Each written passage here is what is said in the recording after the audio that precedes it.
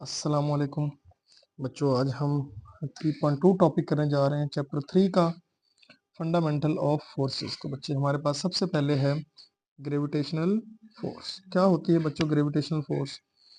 बेटे force of gravity है जो मैसेस को कंबाइन करती है। Combine the messes. बेटे आपको पता है कि अर्थ है और अर्थ के अराउंड जो मून है या जो ऑब्जेक्ट है, जैसे अर्थ के ऊपर हम चल रहे हैं ग्रेविटी की वजह से, मून अर्थ के अराउंड क्या कर रहा है? रिवॉल्व। ये भी फोर्स ऑफ ग्रेविटी है। तो ये दो मैसेज के दरमियान है। और आपको पता है कि जो सन है, हमारी जो अर्थ है, वो सन के अराउंड क्या कर रही है? रिवॉल्व कर रही है। तो इसी तरह बेटे जो ग्रेविटी है वो मैसेज को आपस में क्या करती है? कंबाइन करती है। ओके, तो ये फोर्स कहलाती है ग्रेविटेशनल फोर्स, जिसका फार्मूला हमने लास्ट लेक्चर में पढ़ा था, F is equal to G m1 m2 over R square.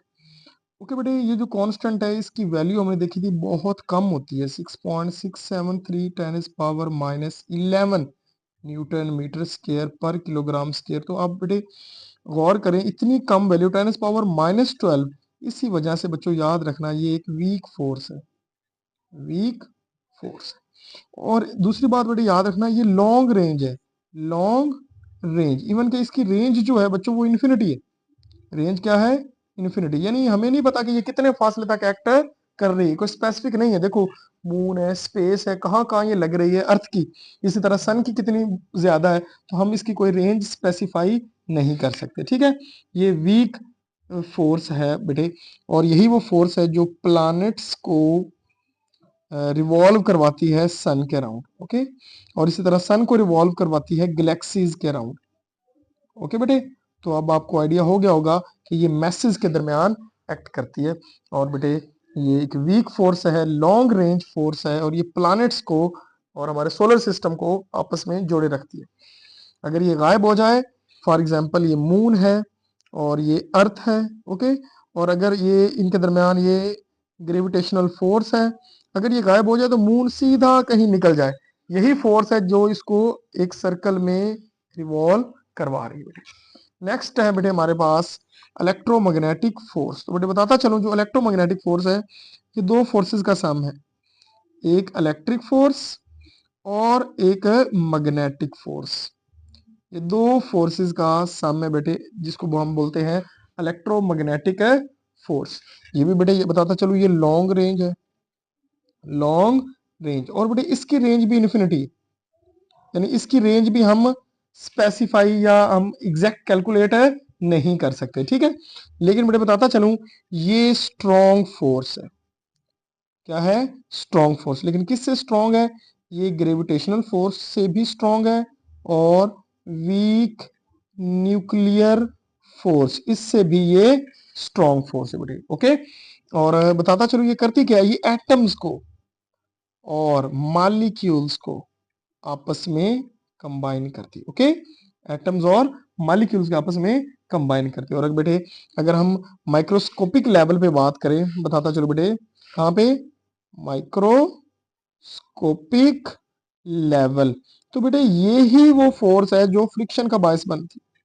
Okay, microscopic level पे ये फ्रिक्शन का बायस भी बनती है। आगे चलते हैं बेटे, नेक्स्ट हमारे पास है स्ट्रॉन्ग न्यूक्लियर फोर्स। तो बेटे बताता चलो, स्ट्रॉन्ग न्यूक्लियर फोर्स जो है वो होती है इनसाइड द न्यूक्लियस। कहाँ पाई जाती है? न्यूक्लियस के अंदर। और बेटे इसकी रेंज बहुत शॉर्ट होती है, 10 पावर -14 मीटर की रेंज में ये एक्ट करती है। तो इसलिए हम इसको बोलते हैं शॉर्ट रेंज। ऊपर वाली दोनों लॉन्ग रेंज थी, लेकिन ये वाली कौन सी फोर्स है बेटे? Short range. और ये करती क्या है बट बेटे, न्यूक्लियस के अंदर ये प्रोटॉन को प्रोटॉन से, या प्रोटॉन को न्यूट्रॉन से, या न्यूट्रॉन को न्यूट्रॉन से कंबाइन करती है। ओके, और बेटे ये अट्रैक्टिव फोर्स है। कौन सी फोर्स है? अट्रैक्टिव। आप देखिए बेटे, ये पॉजिटिव चार्ज, ये प्रोटॉन, ये पॉजिटिव है, हालांकि ये दोनों एक दूसरे को क्या करते हैं?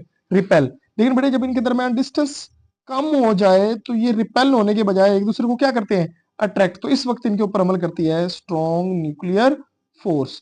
तो ये बेटे अगर इनके दरमियान डिस्टेंस बढ़ जाए, जैसे ये ज्यादा डिस्टेंस हो गया, तो बेटे याद रखना तब ये फोर्स एक्ट नहीं करेगी, तब जो फोर्स एक्ट करेगी वो रिपल्शन की फोर्स ही एक्ट करेगी।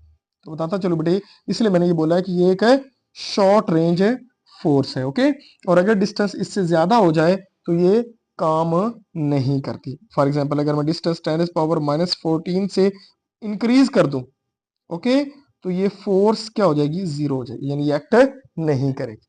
और बेटे लास्ट पे हमारे पास जो है वो है वीक न्यूक्लियर फोर्स। ये क्या करती है, ये हमारे पास न्यूक्लियाई से कुछ पार्टिकल को डिसइंटीग्रेट यानी पार्टिकल को आजाद करने के लिए इस्तेमाल होती है।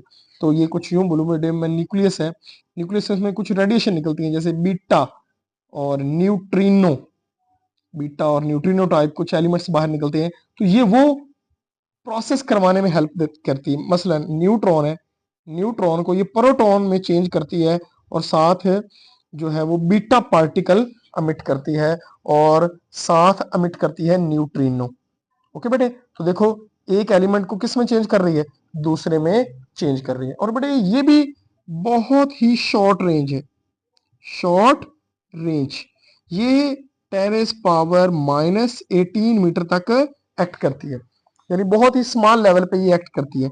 ये हमारे पास स्ट्रॉन्ग है ग्रेविटेशनल फोर्स से और वीक है बाकी सबसे, यानी ये जो इलेक्ट्रोमैग्नेटिक फोर्स है उससे भी वीक है और स्ट्रॉन्ग न्यूक्लियर फोर्स से भी वीक है, लेकिन ग्रेविटेशनल फोर्स से क्या है, स्ट्रॉन्ग है। तो ये बेटे आप लोगों ने याद रखना है, ये हुई हमारे पास weak nuclear force.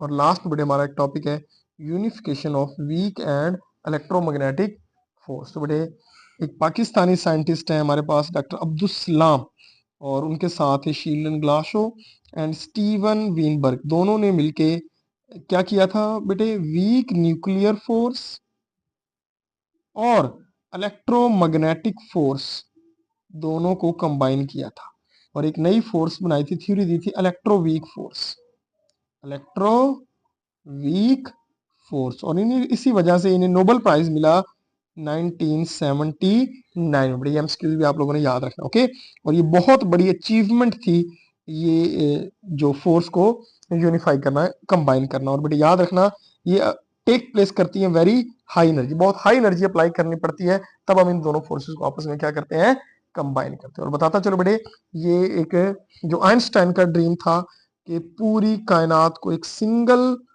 Force run कर रही है, तो उसकी तरफ ये हमारे पास एक बेहतरीन स्टेप था कि पहले 6 फोर्सेस समझी जाती थी, जिनमें ग्रेविटेशनल फोर्स 2 तरह की थी, सेलेस्टियल और टेरेस्ट्रियल, फिर वो कंबाइन हो गई 5 हो गई।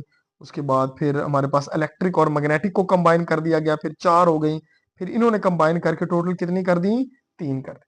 तो जो आइंस्टाइन की ख्वाब है, यानी हमें एक सिंगल फोर्स जो है जो इस कायनात को, यूनिवर्स को रन कर रही है, उसकी तरफ ये एक बहुत बड़ा स्टेप था, जिनमें डॉक्टर अब्दुल सलाम भी शामिल थे। तो ये बेटा हमारा टॉपिक है बेसिक नेचर ऑफ फोर्सेस या फंडामेंटल फोर्सेस। आई होप आपको ये क्लियर हो गया होगा।